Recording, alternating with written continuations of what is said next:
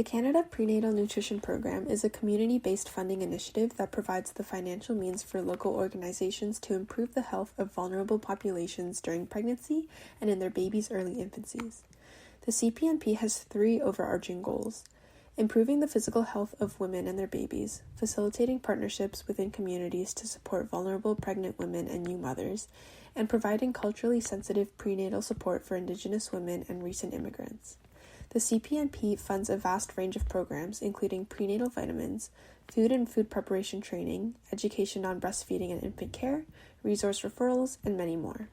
The Public Health Agency of Canada's Community Action Program for Children, a sister program of the CPNP, supports on a priority basis off-reserve Indigenous children, as well as racial minority and refugee children, among other groups.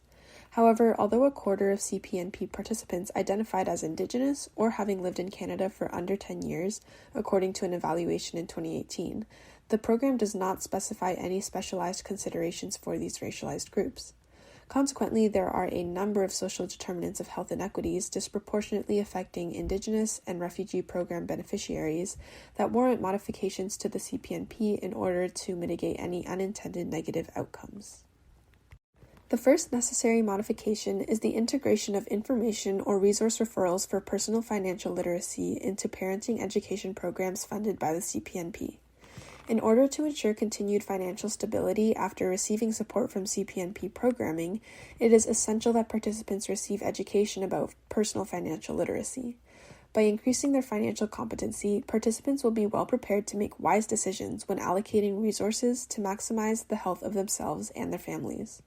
Furthermore, this will mitigate participants becoming dependent on program resources, as they'll learn how to manage their income. As a result, they'll develop an increased sense of belonging and self-sufficiency because they're contributing to their communities economically and enabling their families to thrive.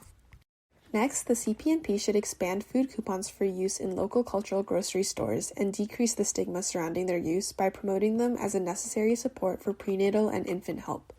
This will help decrease pregnant women and new mothers' potential reluctance to receive government help due to shameful feelings of insufficiency and inability to provide for their babies. Creating a sense of normalcy and urgency around these initiatives for the sake of their babies will encourage active participation that results in improved mental and physical health as a result of sufficient nourishment.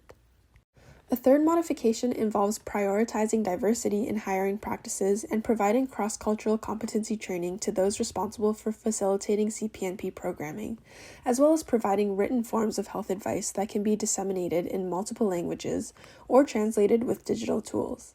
These efforts will improve participants' sense of trust and inclusion towards these programs and mitigate potential miscommunication that can negatively impact health outcomes. Another essential modification to the CPNP is increasing consultation with members of racialized communities to receive input and advice on decolonizing educational curricula, as well as integrating cultural considerations. In doing so, participants will be more willing to actively participate in educational programming by asking and answering questions, getting involved in discussions, and forming social connections with other participants. This will help develop strong communication and interpersonal skills that will serve them well in other aspects of life. Altogether, these programs can be delivered in a way that's culturally aware to ensure that the content is retained by participants rather than forgotten or resisted because it doesn't align with their cultures or traditions. A final recommendation is conducting periodic evaluations of new mothers and their children's progress through both self-reported measures and by consultation with program facilitators.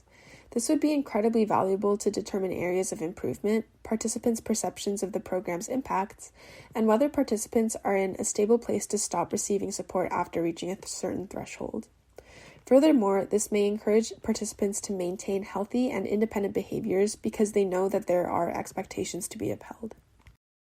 Altogether, these 5 modifications would minimize the unintended negative effects of the CPNP on several social determinants of health, including income, food insecurity, access to health services, education, and early life on equity-deserving racialized groups, including Indigenous and refugee populations.